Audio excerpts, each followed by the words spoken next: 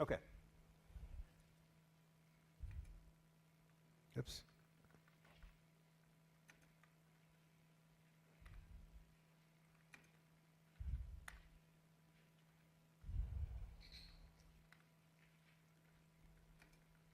Oops. Okay, so here's the program. Argue. Argue. I like spinach. I hate spinach. Argue.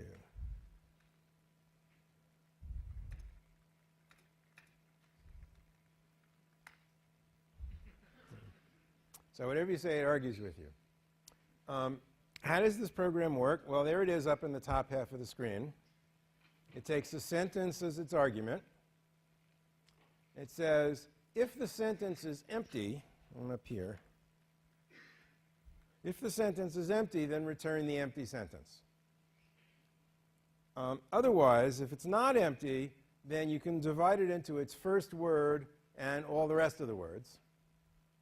And we are going to combine into one sentence, joining together. Sentences is a built-in function that takes words or sentences as argument and hooks them up together. So what we're going to do is take the first word and give it as an argument to a helper function called opposite that we'll look at in just a second, and combine that with a recursive call to argue for the remaining words of the sentence, all but the first word. Okay, this is a very, very common recursive pattern. We want to compute some function of every word in a sentence. And so we say that function of the first word, recursive call for the rest of the words, combine those things together into a sentence. So this is a very simple kind of recursion, which I hope you don't have any trouble with. Here's the function opposite. It takes a word as its argument. And cond is another special form for conditional, if this is true, do this, otherwise do that, sort of computations. And the way cond works, the sort of arguments to cond are called cond clauses. And a cond clause consists of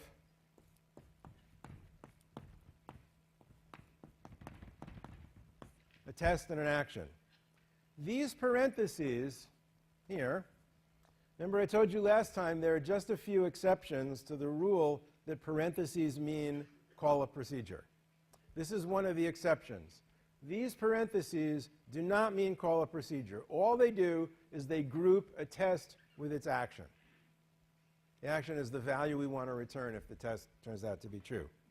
So this parenthesis, the singular of parentheses, not parenthesis, parenthesis, this parenthesis where the cursor is blinking right now is one of these special ones that I'm telling you about that links a test with its action. This parenthesis right next to it is an ordinary call a function parenthesis. It has no special cond meaning. We're calling the function equal question mark, which is a predicate procedure. A predicate is a procedure whose range is true or false. So we're saying, is this word equal to the word like? If so, here's the action. Return the word hate. And then the closed parenthesis at the end of the line is the special one that closes a cond clause. Is this the word hate? Return like. Is this the word wonderful? Return terrible. And so on. And then finally, the last one, the test is else. Else is a special word that is only meaningful inside a cond. And it means otherwise.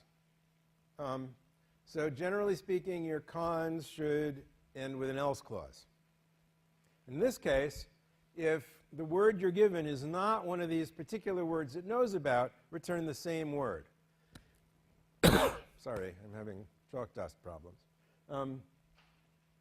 So that's why when we argue with I like spinach, I transforms to I and spinach transforms to spinach. It's because of this clause right here. Like, on the other hand, was found by that first con clause, and it turned into hate. When I say turned into, I'm not talking about sort of changing in place the value of anything. What I mean is that the function returns this value when it's given that value as argument. Okay, so opposite of I is I, opposite of like is hate, opposite of spinach is spinach. Okay, any questions? Yes? Good. Did the tests have to be mutually exclusive? No. Thank you for asking. If a test succeeds, then the cond is finished. Because we've said what to return if that test succeeds. A function can only return one value. So as soon as a clause succeeds, we don't look at any remaining clauses. So if clauses overlap, what that means is it makes sense to test the narrowest one first. Okay. Yeah, good question. What if you don't have an else clause and nothing matches? Then the result is unspecified. In STK, I think that means you actually get something like number sign unspecified as the answer. Different scheme implementations can do different things. What it means is you shouldn't do it. Make sure that you can have a cond that doesn't have an else clause, provided that the clauses that you do have cover the entire domain of your function. Like, if it's less than 0, do this. If it's equal to 0, do this. If it's greater than 0, do this. Then you don't need an else clause. Yes? So is else just a special synonym for true, or does it have additional? Yeah, else basically just means true. They could have just defined a variable called else whose value is true. But in a cond, else means true regardless of anything you might have defined somewhere else. That's the point. So it's sort of safe against using a variable called else somewhere. I think you're not allowed to do that. This is a special reserved word.